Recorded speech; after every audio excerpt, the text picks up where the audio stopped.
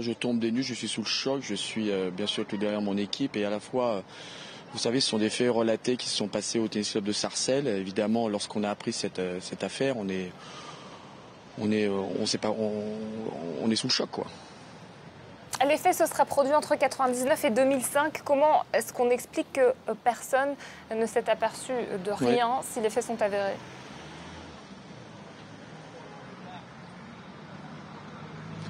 Bien sûr, premièrement, vous savez, je pense que si les personnes concernées qui étaient à l'époque au tennis club de Sarcelles auraient pris la décision, mais aujourd'hui on est tous atterrés, on est tous sous le choc, on est tous, franchement, je suis père de famille, je suis bien sûr avec toute mon amitié va aux parents, va aux personnes concernées dans cette situation et c'est très compliqué et laissons faire la justice, laissons faire la police, elle est en train de faire son enquête et prendre les décisions nécessaires.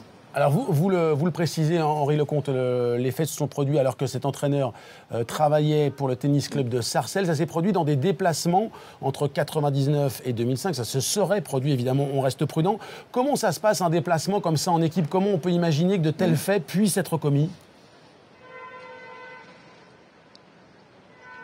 Mais écoutez, je crois qu'aujourd'hui, il est vrai qu'on doit faire très attention. Normalement, les déplacements se sont faits à plusieurs, c'est-à-dire qu'il y a les enfants, il y a plusieurs accompagnants, il y a le capitaine d'équipe. Et voilà, je crois que le plus important, c'est aussi de rassurer les parents et de leur dire on va aujourd'hui, avec la fédération, se pencher encore plus sur le dossier. Donc, c'est quelque chose qu'il faut faire attention parce que on n'est pas à l'abri, la preuve.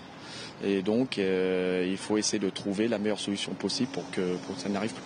Et c'est pas la première fois que ça arrive. L'affaire intervient après la condamnation pour viol de Régis Le Cameret. C'était en février. Il y a un problème spécifique dans le tennis français. Je pense qu'il y a un problème dans le sport en général. Je pense qu'il est vrai qu'il y a des personnes, entre guillemets, bien sûr, il faut mettre ça entre guillemets, des prédateurs, des gens qui sont malades, des gens qui ont besoin d'être soignés et qui, malheureusement, nous avons deux affaires dans le tennis, mais il y en a peut-être, malheureusement, peut-être d'autres dans d'autres sports et il faut faire attention. Il faut aujourd'hui faire de la prévention, dire aux gens qui sont malheureusement, peut-être ils parlent parfois trop tard. Vous voyez aujourd'hui que ça fait une dizaine d'années, au contraire d'être plus près d'eux, de pouvoir discuter, de pouvoir apporter quelque chose, de pouvoir avoir un réconfort et non pas être, comme on est tous aujourd'hui, atterrés et choqués par cette situation. Est-ce que vous, évidemment, en tant qu'ancien champion, désormais encadrant ou observateur, évidemment, privilégié du tennis, est-ce que vous, il y a une mesure qui vous paraît particulièrement utile pour éviter ce type d'affaires ?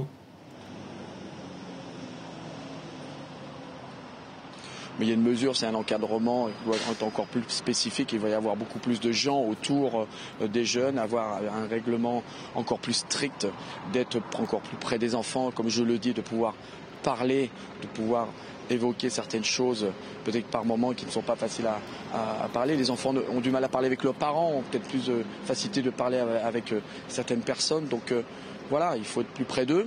Nous, on a eu cette chance-là. Il est vrai que dans les années 80, c'était peut-être différent et qu'on a essayé d'être plus près. Je sais que je parlais énormément avec mes frères et sœurs, avec mon entraîneur, avec les gens du club aussi. Aujourd'hui, c'est pas facile.